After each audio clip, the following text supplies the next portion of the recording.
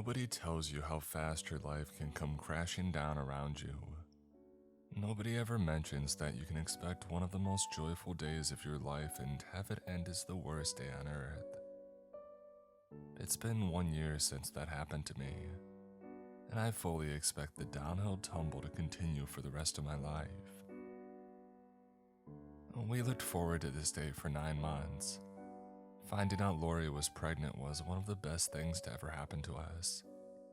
We were young, not quite ready to be parents, maybe, but was anybody ever really ready for that? Bringing a kid into the world is never an easy thing, but we were determined to give our child the life that neither of us had.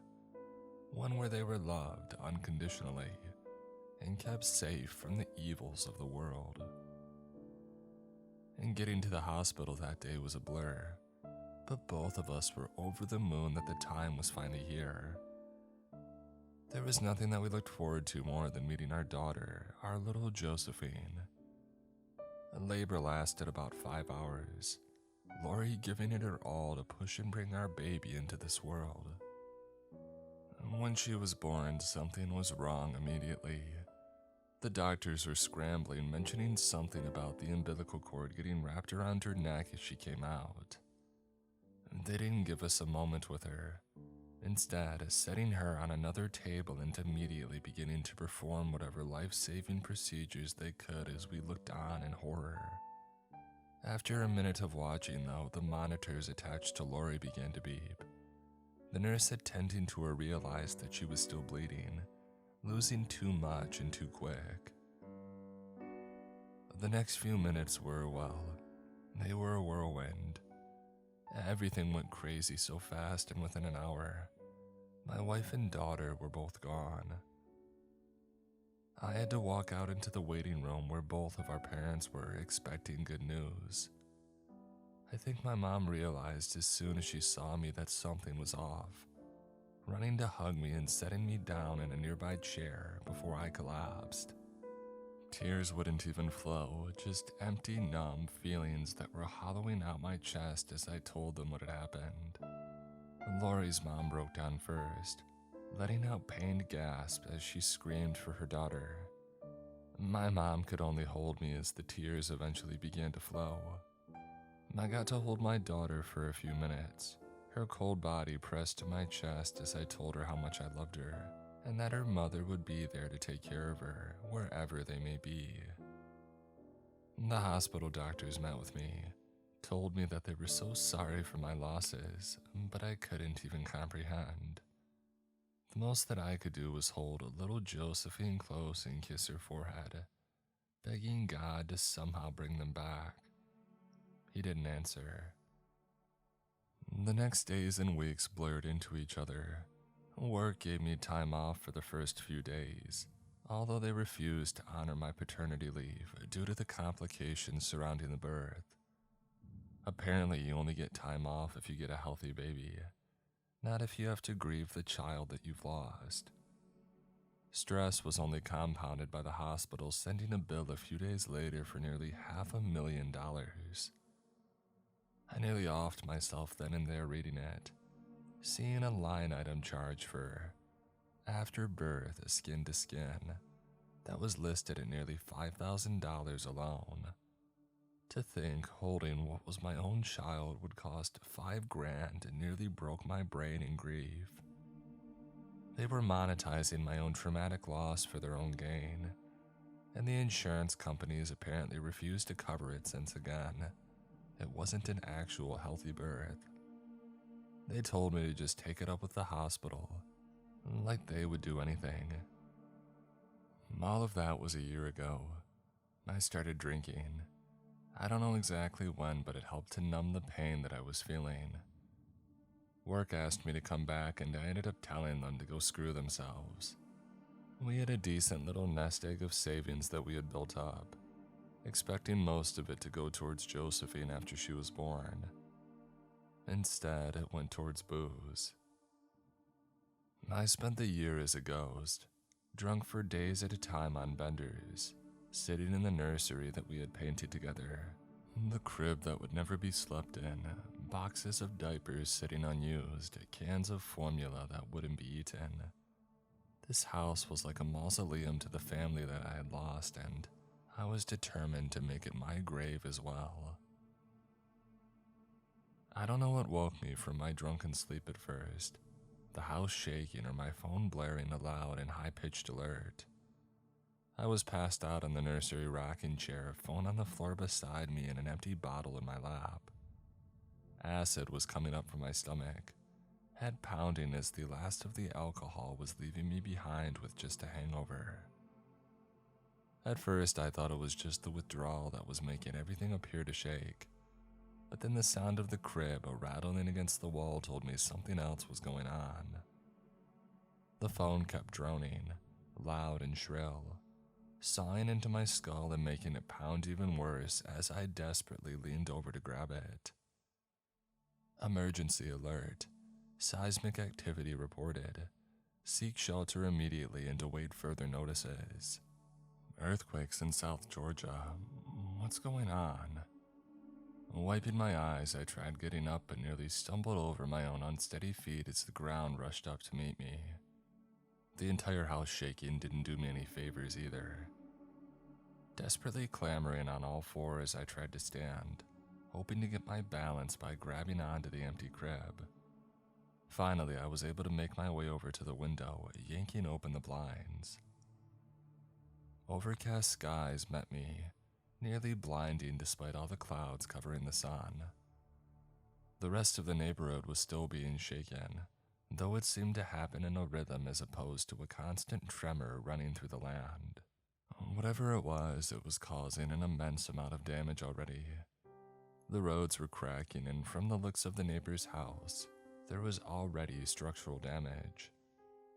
Homes here were built for hurricanes, not earthquakes, and just a small one was going to be enough to screw a lot of us over. Over the distance in the direction of the coast, smoke was billowing into the air. That definitely wasn't good. Likely some of the tourist shops at the waterfront or worse, the downtown area. Everything down there was crowded together, and a fire in one of the shops would probably take half of them down if somebody didn't respond in time. Suddenly, the smoke started rising further, curling into the sky and going higher and higher until it looked over everything in the distance. As it finally stopped rising, the darkness began to swirl, almost like it was a snake coiling and ready to strike. I swear that it was writhing, moving, and pulsating as more smoke from the ground had joined it. Suddenly, though, the smoke stopped rising from the ground, the last of it joining the swirl in the sky. Suddenly, the alert came again on my phone, shrill and cutting through the sounds of still air and deafening silence. I fumbled for a moment, grabbing my phone to view the nearest message. Emergency alert. Strange phenomena is being reported over your area. Stay indoors, find shelter. Do not walk in open areas. Weird.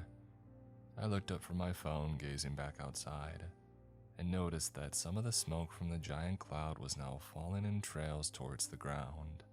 Sporadically, but there were probably hundreds beginning to reach out from the massive dark rolling smoke, like it was trying to return to the ground. My head was still pounding, butting its way back to the front of my mind, away from the strange smoke high in the sky. I need to grab a drink to get the pounding to stop. Need to calm my shaking hands. I walked into the kitchen, grabbing my first drink of the morning before heading into the living room and flipping on the television. An emergency broadcast was on, showing the worried face of two news anchors. Authorities are advising that you remain indoors as the smoke is yet to be determined as hazardous or not. As we learn more, we'll bring you the latest details. The female anchor was saying, "Yes, if you're just tuning in, there has been an earthquake through the coastal area.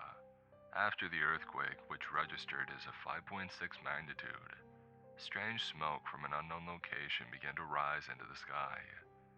Nobody can quite pinpoint where it came from, but it's now hanging over the city." A male anchor said this time. As he spoke, the female anchor put a hand to her ear, listening intently to somebody speaking from the studio. "This just in," she stammered, looking more terrified than before. "We have word that the smoke is hostile. It seems to be picking up those it sees on the ground and taking them. We're not sure how it does it, but reports of citizens being taken are coming in. This comes on top of the mysterious disappearances that have been reported this morning, with many insisting that they saw people suddenly vanish into thin air. These disappearances are still being investigated by the authorities, but they have said that everyone should remain indoors." The heck? I went to the window, looking out once more at the massive smoke that now looked like dark black clouds in the sky. Sure enough, the tendrils were extending further down to the ground, and as more reached out, some were coming back. My eyesight, as good as it was, felt tricked. The ones returning had masses on the end, limp as they were pulled even higher into the sky. People. "Please, for your safety, stay in your homes. We don't know how long it will take for this to pass, but authorities are pleading that citizens try to stay safe. Hide in a basement or an interior room if available, away from windows. Do not go outside for any reason."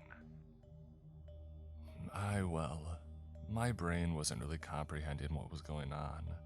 Not like I had plans to go out today anyway. But well, this was just odd. Nothing made sense. For a while, I just stood at the window wondering if I was actually still asleep in the rocking chair. Maybe I had choked in my sleep and this was some kind of purgatory, or I made it straight to hell. Wouldn't be surprised if my luck tumbled out that way. Lose everything you've got in life, descend into a spiral of depression where you would rather die than be alive, and then end up in hell. That's, well, if it's worse than the life I was living, remains to be seen. I grabbed another couple of drinks and I hid in the bathroom. Figure if worse comes to worse, I kill this headache and pass the time. Maybe pass out myself and wake up to this all being over. I'll keep an eye on my phone just in case anything else develops, but I've got my plans for the day now. Moving into the bathroom, I settled into the dry tub, laying down on the cool porcelain and letting out a sigh of relief. It was hot out and the inside temperature was quickly catching up, so any bit of cool felt nice on the skin. Cracking open the beer in my hand, I set the other one down on the floor beside the tub, opening my phone to check the news. There was surprisingly little available. Just the same emergency alert about staying indoors, but no mention of the tendrils coming off the thing. No mention of people being snatched off the streets. Just inclement weather and a recommendation to seek shelter until it passes. Odd, but maybe it just hadn't caught up to the reality of the situation yet. There wasn't much else to do, so I eventually opened up a game and kept drinking. A couple of hours passed. I'm finally sufficiently toasted and the headache is gone. My phone was starting to die though, so it was time to leave the safety of my bathtub. Oh, getting up was rough, and my back apparently didn't take kindly to the hard tub surface and sleeping in the rocking chair the night before. Everything was creaky, joints popping as I left the room and opened the door. A baby's crying reached me faintly when I had opened it. Freezing in my tracks, I looked around, wondering where that could be coming from. None of my neighbors had a kid, at least that I was aware of, but it sounded closer than that. The crying got louder and as I walked towards the front of the house, looking carefully around to make sure that nothing was in the house with me. Stopping by the front window, I could finally see where the crying was coming from. There was a baby's bassinet sitting on the sidewalk outside, crying coming from inside of it. Next to it was a woman, dark auburn hair billowing around her face as the wind whipped the hospital gown that she was wearing. "Lori?" I whispered, unsure what I was seeing. That hair, the body, that was my wife out there, standing on the sidewalk in front of our house. Our baby likely laying in the bassinet right next to her. I couldn't see her face, but I knew. I knew that it had to be her. God, to see her again. I froze in place for a minute, unsure of what to do. Maybe I really was dead, or stuck in hell. But God, if this was hell, then it was beautiful. They were so close, all I had to do was go outside. And that was around the time I started noticing the people lined up in front of the other houses on the block. At least every other house had somebody in front of it, just standing there. None of their faces were visible, almost like they were blurred out, like on television when somebody needs their identity protected. Still though, it was odd seeing everybody just waiting patiently. As I watched, Paula, the elderly woman who lives across the road, began to walk out. The person standing in front of her home wasn't someone that I recognized. He was young with a full head of dark black hair, slicked back and clean cut, wearing dress blues from the military. A couple of medals were shining on his chest as he slowly stepped out onto the porch, shouting something that I couldn't quite hear. To be honest, the baby's crying was still going, making it hard to focus on anything else. Paula walked closer to the man on the sidewalk, holding up a hand towards him as she approached. I could see her lips moving, tears forming in her eyes as she talked to the man on the sidewalk. He made no move to respond, but I could see that something else was starting to happen. As she approached, something about the man began to change. He was stretching, becoming a distorted version of the man there only moments before, as a thin black tendril began to widen over him. Paula got closer as the man opened his arms wide, welcoming her into his open arms like a long-lost friend. My phone was going off again, another alert. I looked away from Paula and the scene unfolding outside for a moment to pull the phone from my pocket and glanced at the screen. Emergency alert to all survivors. Do not interact with the dead. Oh no, I have to warn her. I have to give her a signal to run. As I looked up though, it was already too late. Paula staggered into the man's embrace, putting her own arms around him, only for the man to suddenly poof into smoke. The cloud suddenly enveloped her, a tendril wrapping around Paula's body and squeezing tight. I swear that I could almost see her eyes pop out of her head as it began to lift her from the ground, pulling her up into the sky rapidly towards the main mass of smoke. She tried to scream, but the last of the air in her lungs was quickly squeezed out as the tendril gripped tighter. After a moment, she was gone, absorbed into the black cloud above as it churned and grew. I dropped down below the window, hiding from the screaming baby and terrifying visage of my wife, standing just a few feet from the front door.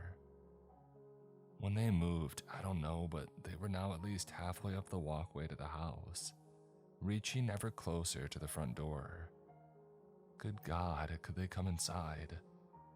If the smoke was able to lift a fully grown woman into the air with such ease, then opening a door probably wouldn't be too far out of the realm of possibility. Before I knew what I was doing, there were chairs and a desk piled in front of the door, a makeshift barricade to keep them from getting through to me. I was nearly breathless by the time that I finished getting it all in place, and God knows if I would actually be able to stop them from getting through if that thing really put its mind to it. But it was worth a shot, right? My phone started ringing. Lori's mom. Talk about bad timing for my mother-in-law to call when her dead daughter is walking towards my door to yank me into the sky.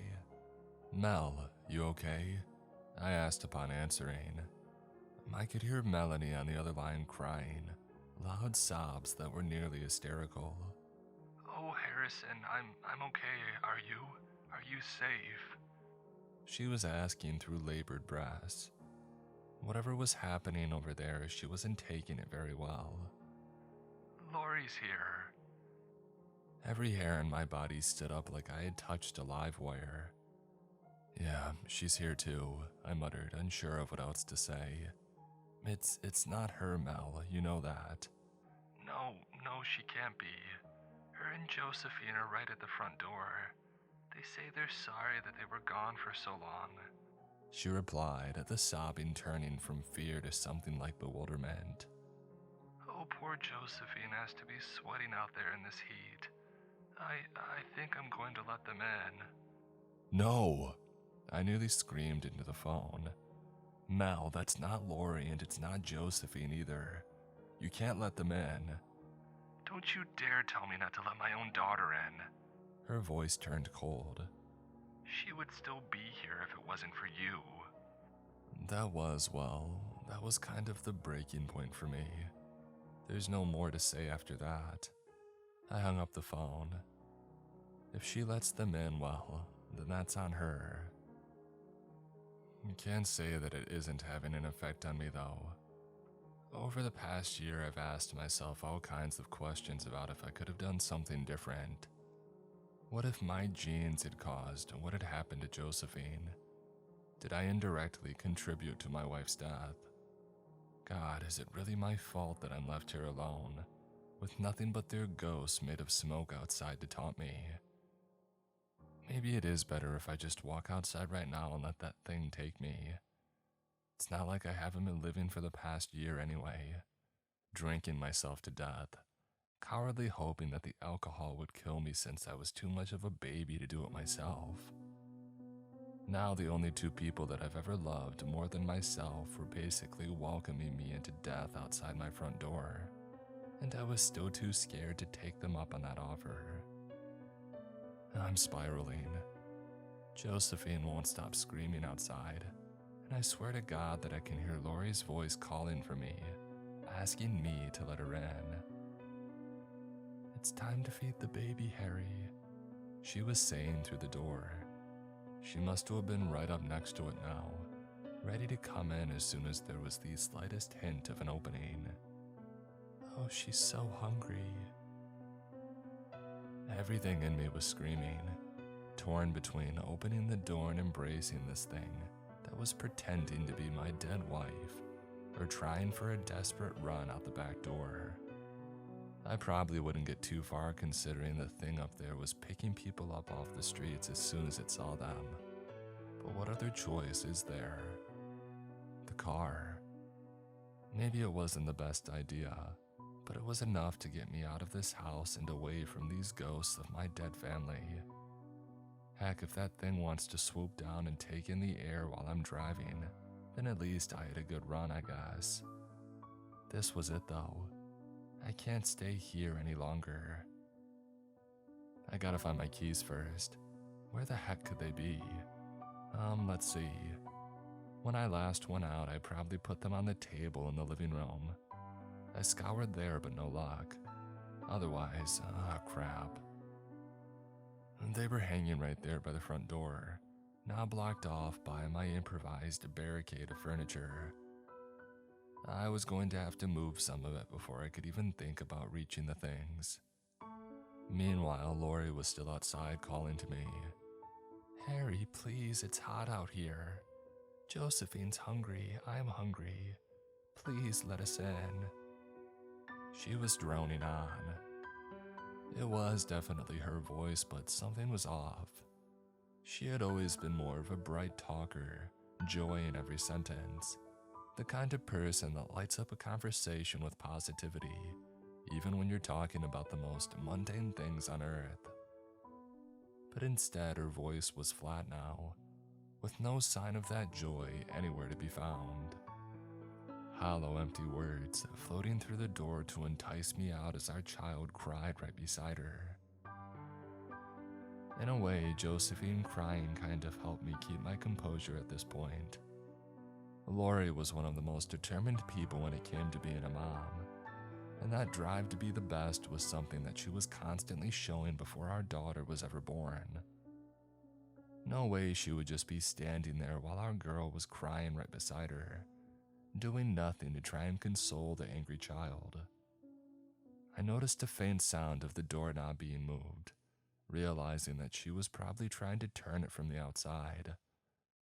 Thank God I thought to lock the door and deadbolt it first.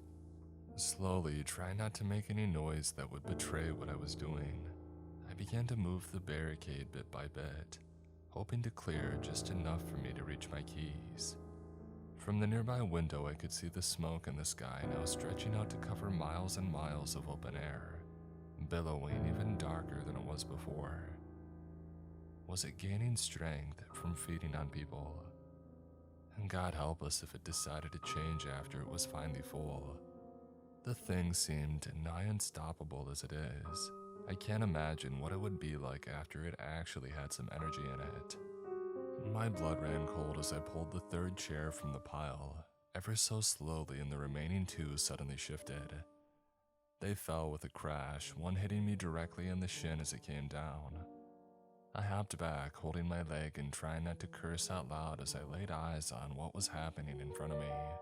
A thin, barely visible strand of smoke was coming in through the crack under the door, extending itself into the locking mechanism and jiggling it around. As the chairs fell, the deadbolt slid open. Crap, crap, I muttered, letting go of my now aching leg and starting to panic. I threw myself over the remaining chairs, clawing at the keys on their hanger. They came off, clattering to the floor before sliding under the desk as I dove after them. The door began to open. "Oh, Harry." Laurie's voice came through the small crack in the door. More of the humanity was leaving it bit by bit. There was something underneath her voice, guttural and ancient. It sounded pained, like an elderly person with lung cancer struggling to speak on their deathbed. "Oh, she's waited so long to meet you." Josephine's crying grew louder as the smoke began to creep through the opening in the doorway. I fumbled under the desk, desperately feeling for the keys even as they evaded my grasp. My hand finally slammed down on them, almost stabbing through my palm with the amount of force that I had behind it.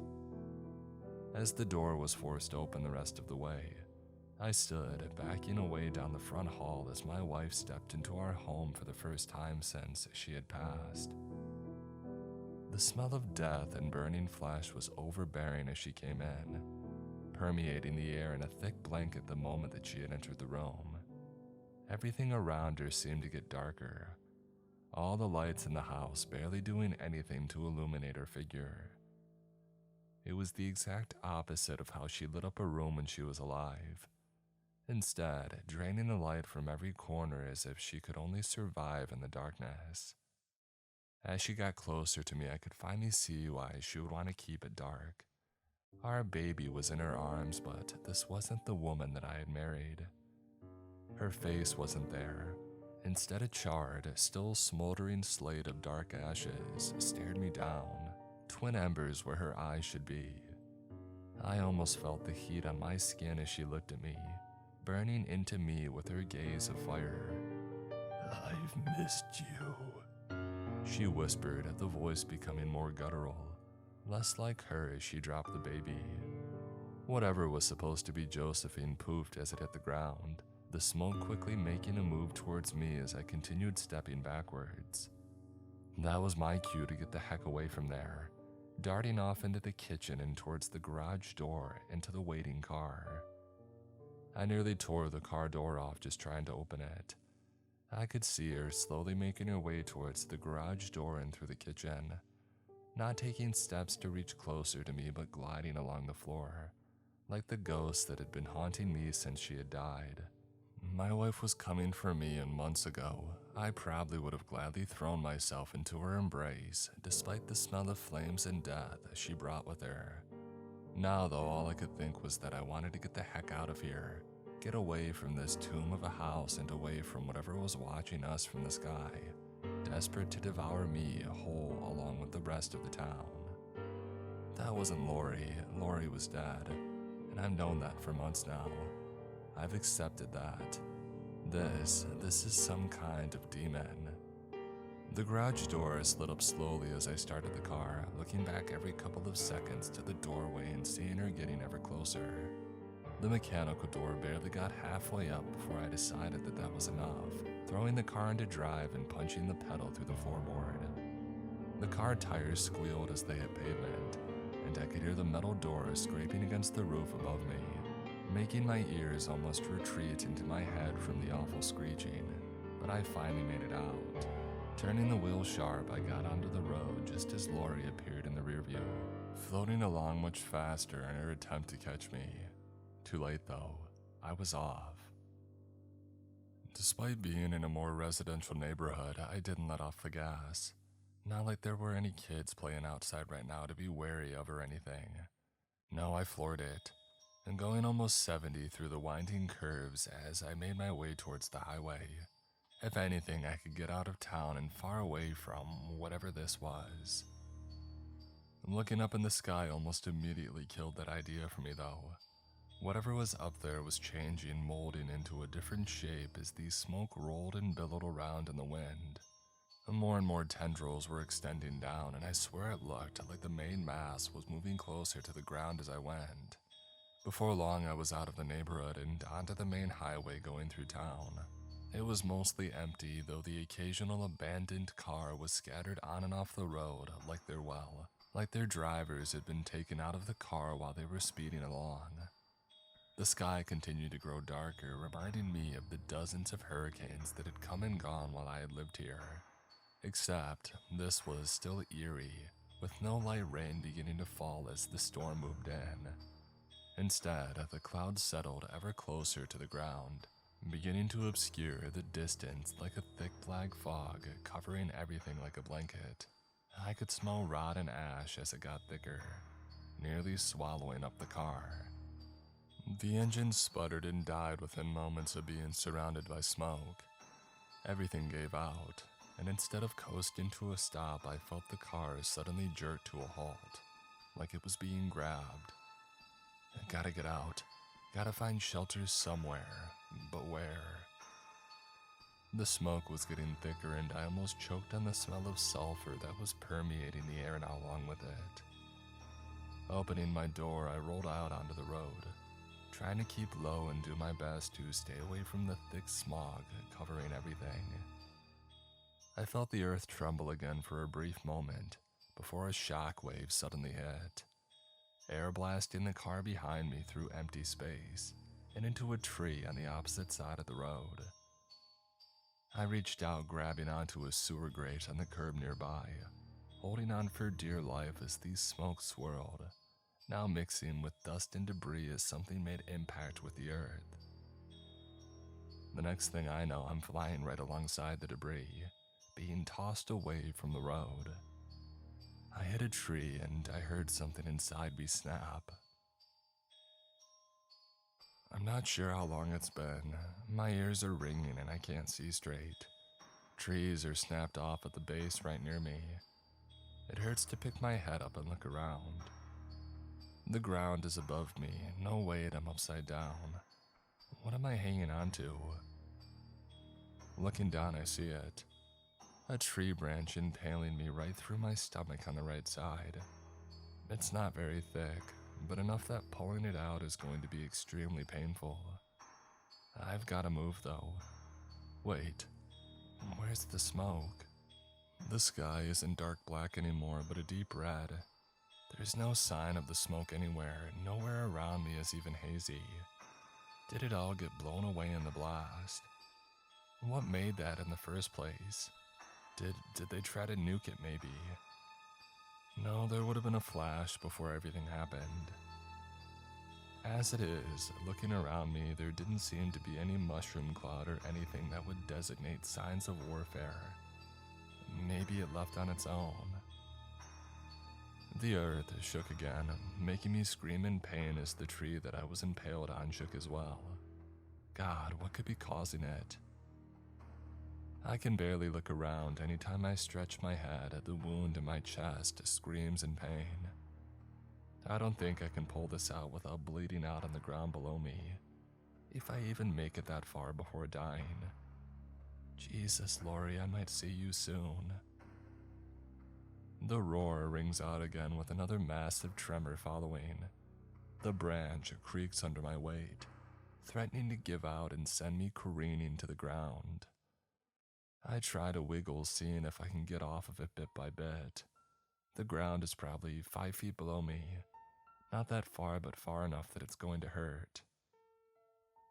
Inch by inch, I wiggle, screaming in pain the entire time, gritting my teeth to the point where I hear a molar crack and to feel a couple of pops in my jaw. Every agonizing second of it brings me closer to falling through empty space and landing on the bare dirt below. The tremors continue, rhythmically moving like footsteps, one after the other. I'm almost there. Maybe 3 more inches of the branch between me and freedom. I don't know what's going to await me after my fall, though, so this last heave could very well be it. It's strange. Before I make the final push, I swear that I can see somebody walking in the distance, coming my way. Maybe they were caught up in the shockwave too. Maybe they'll be able to even help me get out of here. God knows that I'm going to have to crawl. I mean, which way do I even go? The next tremor and my repositioning are too much for the branch to handle. I feel a snap as it breaks under me, interrupting my thoughts. For a brief moment, I feel relief as all my own weight is no longer working against gravity inside the wound.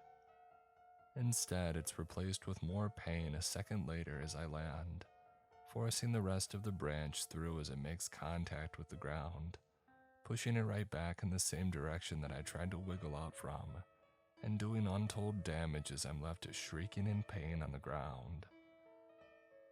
Everything goes white as the pain takes over, blinding me while I look up at the red sky.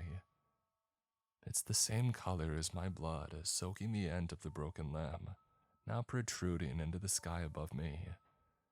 My screams are immediately drowned out by another roar as I look on, finally seeing what the source of the tremors and noise is. It was behind me when I was on the tree, unable to look around without feeling the screaming agony, but I almost wish that I was still up there after witnessing what was about to be the end of me. Towering into the sky, hundreds of thousands of meters to the point where it would break the cloud cover if there was any, was a beast. It stood on 4 legs, each as thick as 4 skyscrapers smashed together, and just as tall. Large, chunky scales worked their way up the ashen skin, with thick lines of glowing molten red showing where the gaps were between them. The torso was sturdy with more of the scales piling on it, each layering on top of each other to cover its huge chest. The head, though, it was human, at least the approximation of a human.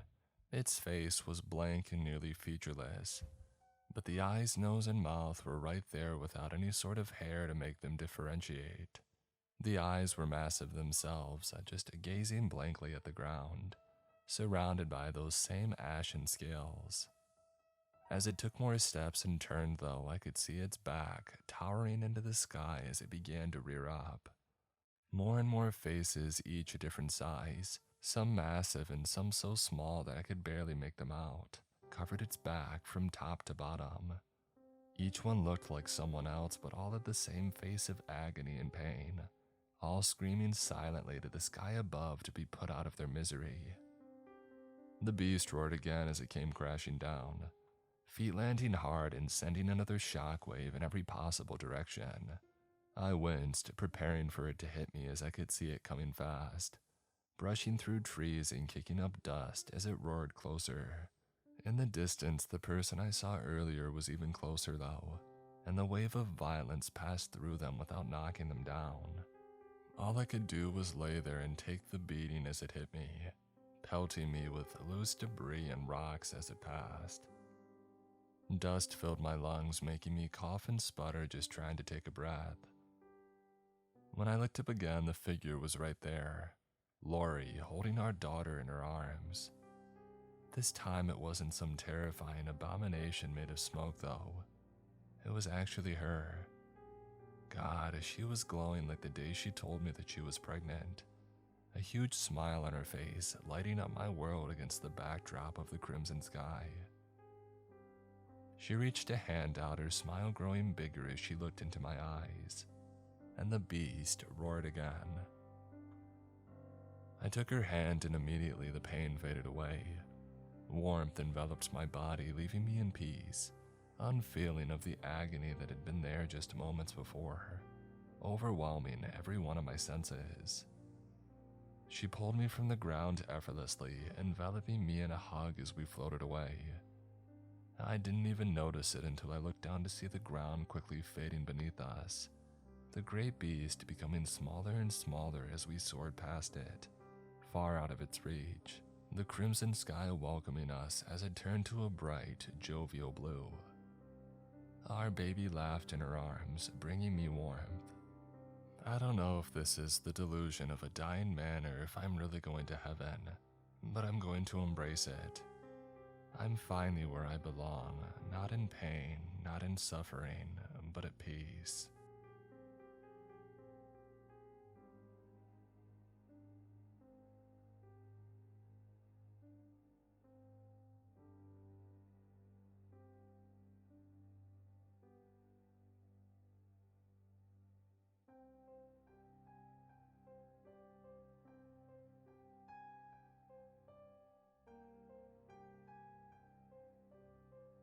Rain, Nelson Asada, Die Screaming, Meat Cashier, Talamagara, Degi, Leon Knott, Jimmy Griffin, Miss Eldridge, Sleepy Shroomy, Takio Zarilla, Richard French, Mina Lynn Kidder, Mark Norman, Andrew Harrington, Swaggity Swoot, Omni Rubik, Sonic GMD, Lunas TV, Rolly, Wayward Son, Caleb Windsor, Never Enough, Russell and Flo, Stevie B7649, Ray Weingartner, Stephen King 04, Shrimpo the Shrimp,